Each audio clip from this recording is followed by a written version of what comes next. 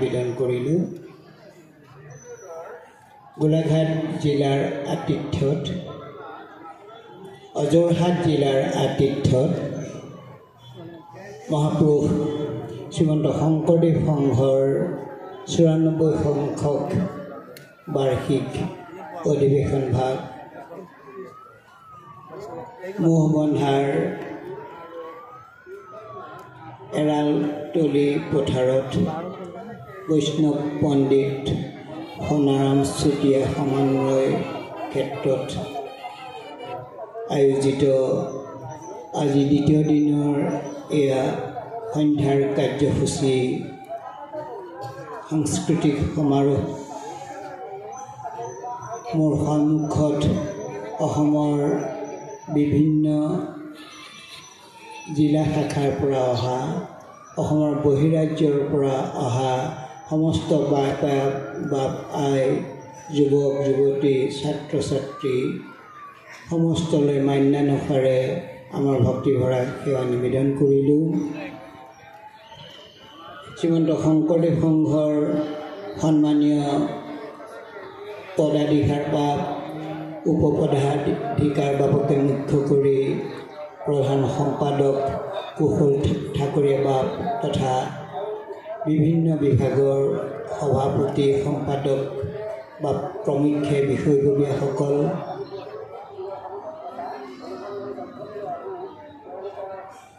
শ্ৰীমন্ত শংকৰদেৱ সংঘৰ সংস্কৃতি শাখাৰ সভাপতিকে মুখ্য কৰি সম্পাদক বা বিভিন্ন শাখাৰ সম্পাদক সভাপতিকে মুখ্য কৰি সংস্কৃতি শাখাৰ বিষয়ববীয়াসকল, গৱেষণা পৰিষদৰ বিষয়ববীয়াসকল সমস্তজনলৈ আমি সেৱা নিবেদন কৰিছোঁ। যোৰহাট জিলাৰ আতিথ্যত অনুষ্ঠান ভাগ অনুষ্ঠিত হৈছে। আদৰণি সমিতিৰ সভাপতি, কাৰ্যকৰী সভাপতি বাবকে মুখ্য কৰি সম্পাদক বা বিভিন্ন শাখাৰ যিসকল বিষয়ববীয়া সকলোজনলৈকে আমি সেৱা নিবেদন কৰিছোঁ। ইমান সুন্দৰকৈ এই অনুষ্ঠান ভাগ আয়োজন কৰিছে। লগতে আজিৰ পৰা ৯৪ বছৰ বয়সৰ আগতে আনুষ্ঠানিকভাৱে শ্ৰীমন্ত শংকৰদেৱ সংঘ প্ৰতিষ্ঠা হৈছিল। তাৰ আগৰ পৰাও যিসকল প্ৰাতঃস্মৰণীয় ব্যক্তিৰ চিন্তা, চৰ্চা, ত্যাগ আৰু কষ্টৰ বিনিময়ত শ্ৰীমন্ত শংকৰদেৱ সংঘ আহি আজিৰ এই যি সবল স্থিতিত উপনীত হৈছে, সেই পুৰুষা ব্যক্তিসকলক এই সময়ত মই শ্ৰদ্ধাৰে স্মৰণ কৰিছোঁ। যোৰহাট জিলা প্ৰতিষ্ঠা কালৰ পৰা যিসকল ব্যক্তিৰ চিন্তা চৰ্চাত যোৰহাট জিলা শাখাই আজিৰ আমাৰ জীৱনত আমি 2খন ৰাজ্যিক অধিৱেশনত সহযোগ কৰিবলৈ পাইছিলোঁ। ইয়াৰ পৰা আজিৰ পৰা 27 বছৰ আগৰ সেইখন আমাৰ বিজ্ঞান কলেজৰ ওচৰত আৰু দ্বিতীয়খন ইয়াত আমি সমবেত হোৱাৰ যি সুবিধা পাইছোঁ, যিসকল ব্যক্তিৰ ত্যাগ, চিন্তাৰ কষ্টৰ বিনিময়ত আজিৰ এই অৱস্থা পাইছে। যোৰহাটবাসীৰ জিলা সভাপতিকে মুখ্য কৰি সম্পাদক বা আদৰণিৰ বিষয়ববীয়াসকল আৰু যিসকল ব্যক্তিৰ চিন্তা চৰ্চাত গোলাঘাট জিলাই আগবাঢ়ি গৈছে, আমাৰ বৈষ্ণৱ পণ্ডিত সোণাৰাম চুতীয়া বাপকে মুখ্য কৰি সমস্তজনলৈ আমি সেৱা নিবেদন কৰিছোঁ। শ্ৰীমন্ত শংকৰদেৱ সংঘ প্ৰতিষ্ঠা হোৱাৰ মূল উদ্দেশ্যটোৱে হ'ল গুৰুজনাৰ যি অৱদান, যি কৃষ্টি সংস্কৃতি, যি এশৰ হৰিনাম ধৰ্ম, এইখিনি শুদ্ধ ৰূপত প্ৰচাৰ আৰু প্ৰসাৰ কৰিবৰ কাৰণে শ্ৰীমন্ত শংকৰদেৱ সংঘৰ জন্ম হৈছিল। আৰু সেই অনুপাতে যথেষ্ট কষ্ট, যথেষ্ট ত্যাগৰ মাজেদি আমাৰ অনুষ্ঠান ভাগ আগবাঢ়ি আহি এটা সবল অনুষ্ঠান হিচাপে অসমৰটো বাদেই ভাৰতবৰ্ষৰ ভিতৰতো এটা অতি সবল ধৰ্মীয় অনুষ্ঠান হিচাপে আমি পৰিচয় দিব পাৰিছোঁ। মূলতঃ শ্ৰীমন্ত শংকৰদেৱ সংঘ ধৰ্মীয় এক সাংস্কৃতিক অনুষ্ঠান। গুৰুজনাই আজিৰ পৰা 400-500 বছৰ আগতে জন্মগ্ৰহণ কৰি তেখেতে বিভিন্ন শাস্ত্ৰ অধ্যয়ন কৰি আমাৰ যি বৈষ্ণৱ ধৰ্ম সেই বৈষ্ণৱ ধৰ্মৰ সাৰ গ্ৰহণ কৰি তেখেতে কি কৰিব লাগে তাৰ নিজস্ব চিন্তাৰে এখন হৰিনাম ধৰ্ম প্ৰতিষ্ঠা কৰি থৈ গৈছে।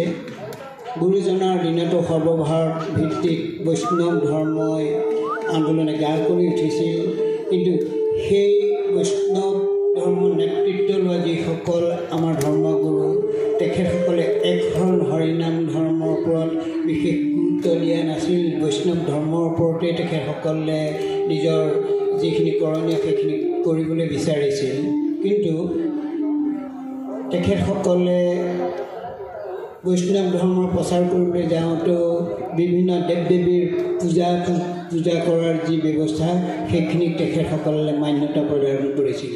কিন্তু আমাৰ শ্ৰীমন্ত শংকৰদেৱ গুৰুজনাই সেই বৈষ্ণৱ ধৰ্ম প্ৰচাৰ কৰিবৰ কাৰণে সকলো আগৰ যিখিনি নীতি নিয়ম সেইখিনি পৰিহাৰ কৰি আমাৰ ভাগৱতৰ যি মূল তত্ত্ব যি মহিমা সেইখিনি প্ৰচাৰ কৰিবৰ কাৰণে সুকুমাৰ কলাক অগ্ৰাধিকাৰ দি দিছিল। তেখেতে কৃষ্টি সংস্কৃতিৰ মাজেদি মানুহৰ মাজত সোমাবলৈ যত্ন কৰিছিল, যাৰ বাবে গীত, নৃত্য, ভাওনা বা অভিনয় বা বিভিন্ন আমাৰ যিখিনি ধৰ্মীয় কাব্য কীৰ্তনেই হওক বা মহাপুৰুষ মাধৱদেৱৰ ঘোষাই হওক, পৰৱৰ্তী কালত গুৰুজনাৰ প্ৰপন্ন শিষ্য মাধৱদেৱৰ যি ঘোষা, ইয়াৰ যিখিনি ছন্দত যিখিনি সুৰ তেখেতসকলৰ যি নীতি আৰু আদৰ্শ সেইখিনিক সেই সময়ত আজিৰ আমাৰ যি সামাজিক ব্যৱস্থা সেই সময়ত যিসকল ব্যক্তি আছিল সেইসকল যাগ যজ্ঞ পূজা পাৰ্বণ বলি বিধান আদি বিভিন্ন দেৱ দেৱীক পূজা কৰিলেহে তেওঁলোকৰ ধৰ্মীয় যিখিনি নীতি আদৰ্শ সেইখিনি ৰক্ষা হ'ব বুলি ভাবিছিল।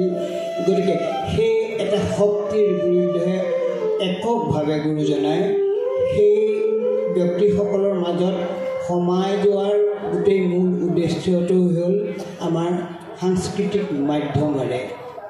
তেখেতে সেই সময়ত সেই ব্যক্তিসকলক আপোনালোকে বা তোমালোকে কৰা যিখিনি নীতি নিয়ম সেইখিনি ভুল, এইখিনি বোধ কৰোঁ প্ৰত্যক্ষভাৱে তেখেতে ক'বলৈ সাহস কৰা নাছিল, কাৰণ বিভিন্ন ঘাত প্ৰতিঘাতৰ মাজেদি তেখেতৰ নিজৰ যি ধৰ্মীয় দৰ্শন সেইখিনি প্ৰকাশ কৰিবলৈ যত্ন কৰিছিল। তেখেতে জানিছিল যে বেদৰ ঋচাসমূহৰ পৰাই যিখিনি সুৰৰ সৃষ্টি হৈছে, বেদৰ ঋচাসমূহ প্ৰথম এটা সুৰত এটা স্বৰত, তাৰপিছত দুটা স্বৰত বেদৰ ঋচাসমূহ পৰিৱেশন কৰি ধ্যান কৰিছিল।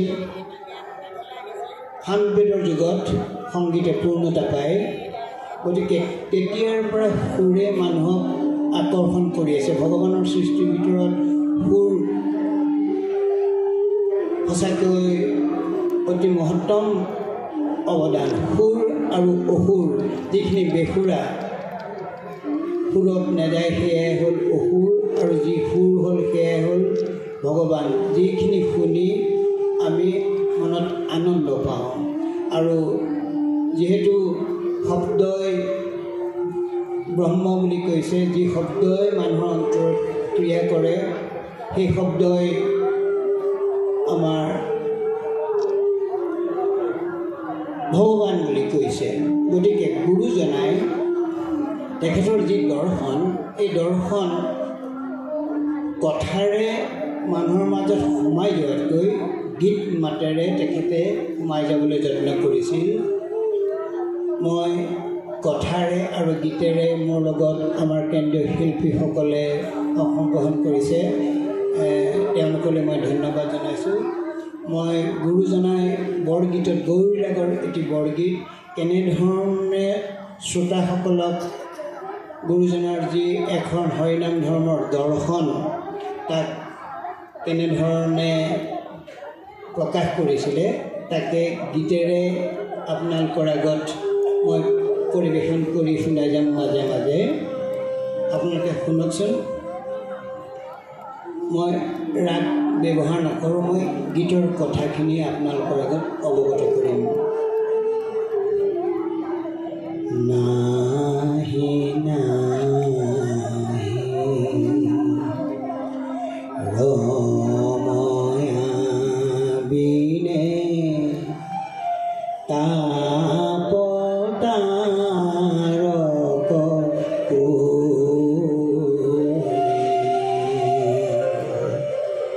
নাহি নাহি ৰময়া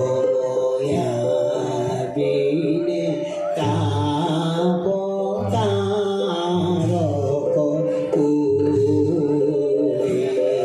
পৰমানন্দ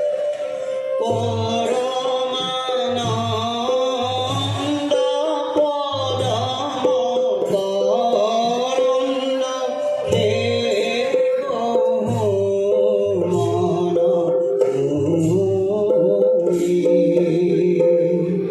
মন পৰমানন্দ পদম কৰণ্ড হে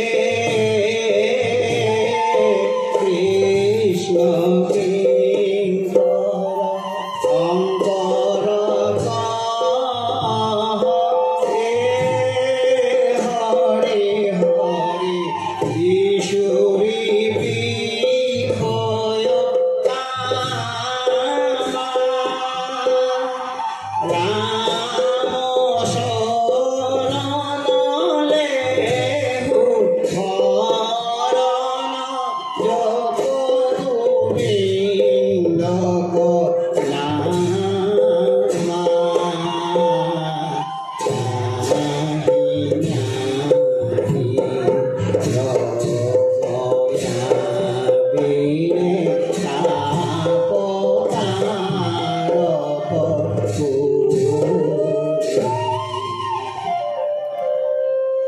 গতিকে এই গীতটিৰ অৰ্থ আপোনালোকক মই ক'বৰ প্ৰয়োজনে আপোনালোকে সদায় সকলোৱে অতি বিজ্ঞ আপোনালোকে নিজে গম পাইছে। গতিকে সেই সময়ৰ সেই মানুহসকলক সেই লোকসকলক এইটো কৰিব নাপায়, এইটো কৰিব নালাগে, এইটো ভুল, সেইমতে তেখেতে কৰা নাছিলে। গীতৰ মাজেদি সংস্কৃতিৰ মাজেদি মানুহৰ মাজলৈ সোমাই গৈছিলে আৰু এনেধৰণে গীত মাতেৰে সেই সময়ৰ সমাজক আকৰ্ষণ কৰিছিল আৰু তেখেতৰ যি মত যি দৰ্শন সেইখিনি বুজাবলৈ যত্ন কৰিছিল। তেনেকৈ এজন দুজনকৈ আহোঁতে শুনিবলৈ আহোঁতে তেখেতৰ সুৰ শুনি ভাল পাই আহিছিল, গীতৰ শব্দ শুনি ভাল পাই আহিছিল আৰু তেনেকৈ আহি আহি এখন সমাজ হৈছিল, ভকতৰ সংখ্যা বাঢ়িছিল আৰু তেখেতৰ যি নীতি আদৰ্শ সেইখিনি প্ৰচাৰ কৰাত এই সংস্কৃতিক মুখ্য কৰি লৈছিল। তাৰ ভিতৰতে আহিল আমাৰ নাম প্ৰসংগৰ যি গায়কী শৈলী, আজিৰ প্ৰায় 500-600 বছৰ আগৰ যি গায়কী শৈলী, সেই শৈলীখিনি সেই সময়ত যি সংগীতৰ ধাৰা, আজিৰ এই মুহূৰ্তত আমাৰ যি সংগীতৰ ধাৰা, এই সংগীতৰ ধাৰা ভাৰতীয় শাস্ত্ৰীয় সংগীতৰ প্ৰভাৱ আছে বা পাশ্চাত্য সংগীতৰো আমাৰ ইয়াত আমাৰ গীত মাতত, আমাৰ আধুনিক গীত মাতত পাশ্চাত্য সংগীতৰ প্ৰভাৱ আছে। গতিকে গুৰুজনাৰ দিনত সেই সময়ত প্ৰচলিত যি প্ৰবন্ধ গীতৰ সুৰৰ আৰ্হি, সেই আৰ্হি গুৰুজনাৰ ঘোষা পদ বৰগীতত, প্ৰসংগীয়া গীতত সেইখিনি প্ৰবাহমান। আৰু সেই কাহিনীবিলাক আমাৰ যেনেকৈ চোতালত বহি আমাৰ ককা আইতাই গৰম দিনত আমাক সাধু কথা কৈ সাধুৰ মাজেদি সেই সময়ত নীতি বচনখিনি আমাক শিকাইছিলে, গুৰুজনায়ো সেইধৰণে কিছুমান কাহিনী আমাৰ কীৰ্তনেই হওক বা ভাগৱতৰ পৰা কাহিনী সংগ্ৰহ কৰি আমাৰ কীৰ্তন পুথিত সেইখিনি সন্নিৱিষ্ট কৰিছে। আমাৰ শ্ৰীমন্ত ঘৰণৰ গোপাল গোবিন্দ যদুনন্দন কৃষ্ণৰ চৰণে লৈ শৰণ, গোপাল গোবিন্দ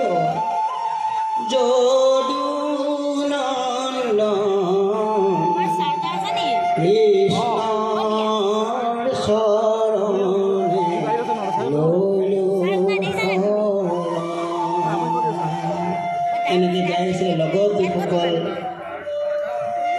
বা সমস্ত গোট খাইছে সেই সময়ত তেখেতসকলকো লগত গাবলৈ দি ভগৱান কৃষ্ণৰ শৰণাপন্ন হ'বৰ কাৰণে গীতৰ মাজেদি সংস্কৃতিৰ মাজেদি সেইসকল ভকতৰ মাজত সোমাই গৈছিল। পাছত ঠিক তেনেকৈ ভাই মুখে বোলা ৰাম হৃদয়ে ভৰা ৰূপ এতেকে মুকুতি পাইবা কহিলো স্বৰূপ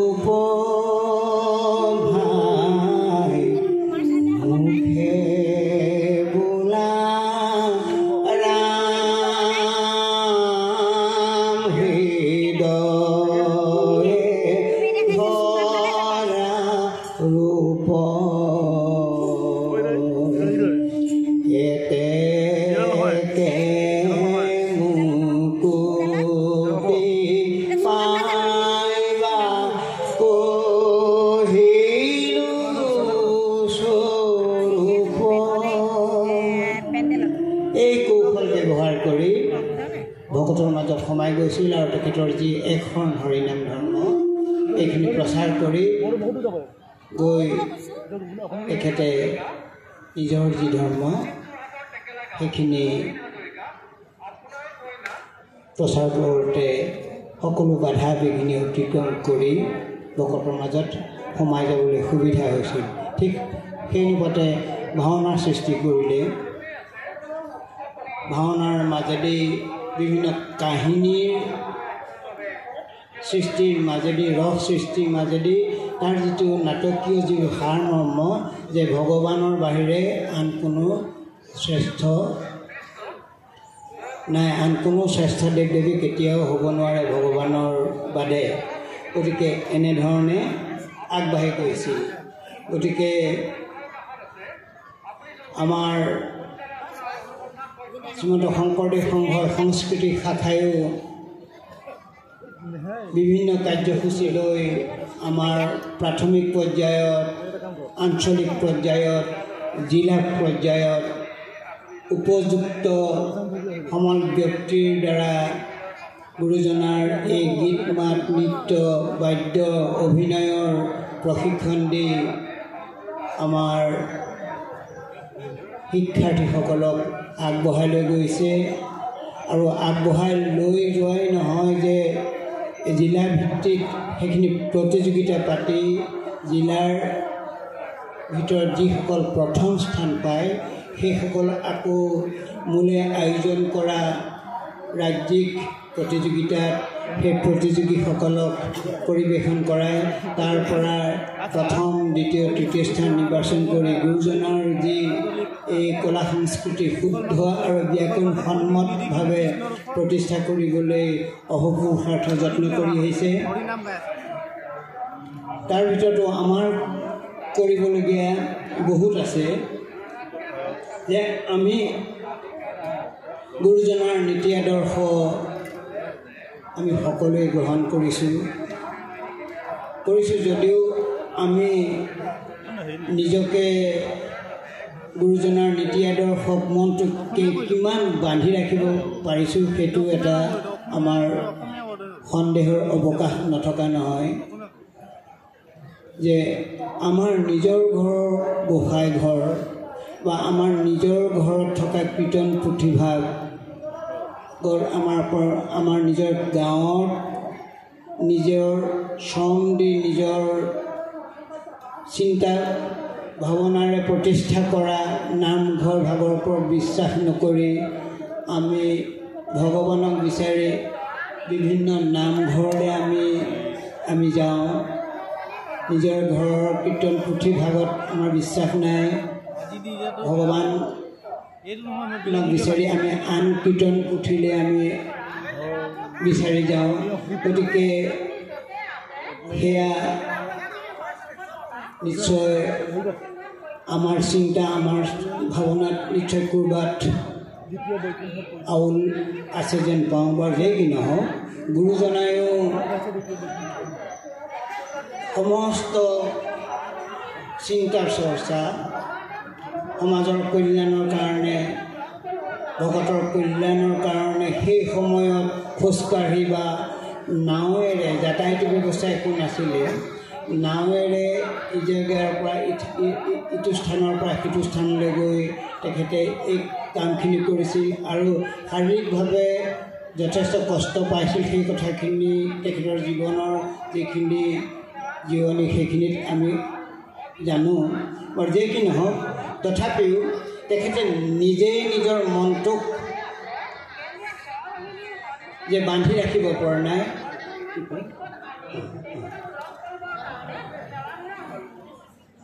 তেখেতৰ এটা গীতেৰে আমি প্ৰকাশ কৰিব খুজিছোঁ।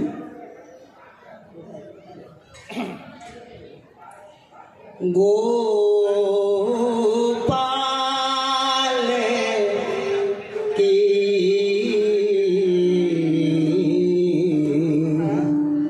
গতি কোলে গোবিন্দে কি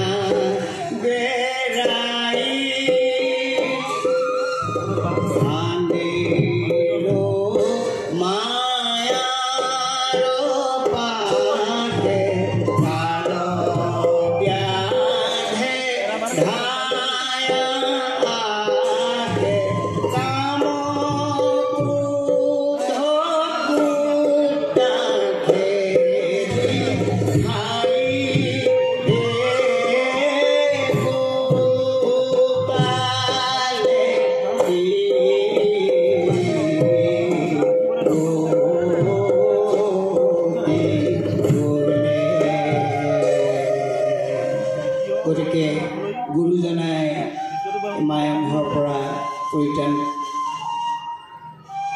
পোৱা নাছিলে। গতিকে তেখেতৰ মনৰ ভাৱ এই বৰগীতৰ মাজেদি প্ৰকাশ কৰি থৈ গৈছে। বাৰু কি নহওক, আমি গুৰু সংস্কৃতিক আমি যিকোনো প্ৰকাৰে ৰক্ষা কৰিব লাগিব শুদ্ধভাৱে। অকল গুৰু সংস্কৃতি নহয়, এটা জাতিৰ দাপোণ স্বৰূপ আমাৰ লোক সংস্কৃতি, লোকগীত মাতখিনি। এই গীত মাতখিনি যদি আমি চৰ্চা নকৰোঁ, এটা জাতিৰ সংস্কৃতি বিপন্ন হ'ব, আৰু এটা জাতিৰ সংস্কৃতি বিপন্ন হ'লে এটা জাতিৰ মৃত্যু অনিবাৰ্য। গতিকে আমাৰ যিখিনি লোকগীত মাত, আমাৰ নিচুকনি গীত, আমাৰ শিশুসকলৰ ল'ৰা ধেমালিৰ গীত, বিয়ানাম আদি কৰি বিহুনাম বা দেহ বিচাৰ, টোকাৰী গীত, বৈৰাগী গীত, ফুলকোঁৱৰ মণিপুৰ গীত, জনাগাভৰু গীত, বিভিন্ন হাতীফান্দীৰ গীত, যিখিনি গীত মাতে আমাৰ অসমীয়া জাতিটোক বিশ্ব দৰবাৰত চিনাকি দিবলৈ এটা মেটমৰা ভঁৰাল হিচাপে আমাৰ মজবুত হৈ আছে। কিন্তু আমি আমাৰ যি আজি মানসিকতা, আমি এই লোকসংগীতখিনি আমি পাহৰি গৈছোঁ। এজন বায়ে এটি তৰা দিয়া, এটি তৰা নেলাগে দুটি তৰা দিয়া। অ পাত নাই চুত নাই কিহত কৈ দিম, হালধীয়া চৰায়ে বাও ধান খাই, সাউদৰ পুতেকে নাও মেলি যায়। অ নাৱে বোলে তুলুং ঘুটুং গোঠাই বোলে বাওঁ, গধূলিতে গধূলিতে ডবা কোবাওঁ। ডবাৰে উপৰি কি মাছে খুটে, পুঠি মাছে খুটে, ককুলং ককুলং হিলৈ ডাৰি, কোৱাই কেলে কেলাই বান্দৰি নচুৱাই, বাঁহবাৰী বাঁহবাৰী গোসাঁই ঘৰ। হে ঢোল বাই কৈ ৰতন ফুল, হে ঢোল বাই ক'ত ৰতন ফুল, কোৱাই কেলে কেলাই বান্দৰি নচুৱাই, বাঁহবাৰী বাঁহবাৰী গোসাঁই ঘৰ। ঢোল বাই ক'ত ৰতন ফুল, হে খোল বাই ক'ত ৰতন ফুল। এইবোৰ আমাৰ নিচুকনি গীত। আমাৰ ল'ৰা ছোৱালীক টোপনি যাবৰ কাৰণে আইসকলে গাইছিলে, কিন্তু আজিকালি এই গীত মাতখিনি হেৰাই গ'ল। আমাৰ লোকগীত এইখিনি আগৰ গাঁৱে ভূঞে পতা অনুষ্ঠানসমূহত প্ৰথমতে দলীয়ভাৱে হওক বা একক কণ্ঠই হওক বৰগীতেৰে এটা অনুষ্ঠান মুকলি কৰে। তাৰ মাজত লোকগীত বা বিভিন্ন ধৰণৰ নিমন্ত্ৰিত অতিথি গীত মাত গাবলৈ দিয়ে। আজিকালি গাঁৱে ভূঞে পতা যিকোনো অনুষ্ঠানত বৰগীতৰ স্থান নাই। আমাৰ শ্ৰীমন্ত শংকৰদেৱ সংঘৰ অনুষ্ঠানৰ বাহিৰে বাকীবোৰ অনুষ্ঠানত বৰগীত বা আমাৰ লোকসংগীতৰ অনুষ্ঠান নাই আপোনালোকে গম পাইছে যে সিদিনা সাহিত্য সভাৰ অধিৱেশনত প্ৰণীতা বৈশ্য এগৰাকী লোকসংগীতৰ সাধক গতিকে তেখেতৰ গীত এটা নে দুটা গীত গাওঁতে গীত গাব নালাগে বুলি আদৰণি সমিতি বন্ধ কৰিলে গতিকে আমাৰ লোকসংগীতৰ যিসকল আমাৰ শিল্পী সেইসকলক আমাক তেনেধৰণে ব্যৱহাৰ কৰি আহিছে আমাক সুধিছে যে আমাৰ ল'ৰা ছোৱালীয়ে বৰগীত গাই কি লাভ হ'ব আমি বৰগীত শিকাওঁ আমাক অভিভাৱকে সোধে যে আমি ল'ৰা ছোৱালীক বৰগীত শিকাই কি কৰিম কাৰণ এতিয়া যি আমাৰ মানসিকতা আমাৰ সাংস্কৃতিক অনুষ্ঠানবিলাক কেনেধৰণে আয়োজন কৰি কোনখিনি শিল্পীক আমন্ত্ৰণ কৰে গতিকে সেয়া আপোনালোকে দেখিছেই বা যি কি নহওক এইটো অনুষ্ঠান শ্ৰীমন্ত শংকৰদেৱ সংঘ এটা সৰ্ববৃহৎ অনুষ্ঠান আমাৰ যিসকল বা পাই ইয়াত আছে অনুৰোধ কৰিছোঁ তেখেতসকলৰ পৰিয়ালৰ অন্ততঃ ল'ৰা ছোৱালীসকলক বৰগীত গাবলৈ শিকাওক ঘোষাপদসমূহৰ যিখিনি সুৰ সেইখিনি সুৰ গাবলৈ শিকাওক আমাৰ মূল সংস্কৃতি ৰক্ষা হ'ব নহ'লে আমাৰ অনুষ্ঠানটো ডাঙৰ হৈছে কিন্তু আমাৰ এই গীত মাতখিনি চৰ্চা কৰাৰ সংখ্যা কিন্তু কমিছে আমি এখন বিদ্যালয়ৰ শিক্ষক আমাৰ বিদ্যালয়ত ছাত্ৰ ছাত্ৰীৰ সংখ্যা কিন্তু নগণ্য গতিকে মোৰ এইখিনি বক্তব্য আপোনালোকৰ আগত দাঙি ধৰিলোঁ এই উদ্বোধনী ভাষণ নিশ্চয় হোৱা নাই মাত্ৰ মোৰ মনৰ কথাখিনি আপোনালোকৰ আগত ব্যক্ত কৰিছোঁ গতিকে আদৰণি সমিতিৰ ওচৰত কৃতজ্ঞ যে আমাক নিমন্ত্ৰণ কৰি আনি আপোনালোকৰ আগত চিনাকি হ'বলৈ আৰু গুৰুজনাৰ হৈ এই দুআষাৰ ক'বলৈ আমাক যিকণ সুবিধা দিলে গতিকে আদৰণি সমিতিৰ বিষয়ববীয়াৰ চৰণত প্ৰণাম জনাইছোঁ কৃতজ্ঞতা জনাইছোঁ আৰু মোৰ গুৰুজনাৰ এভাগী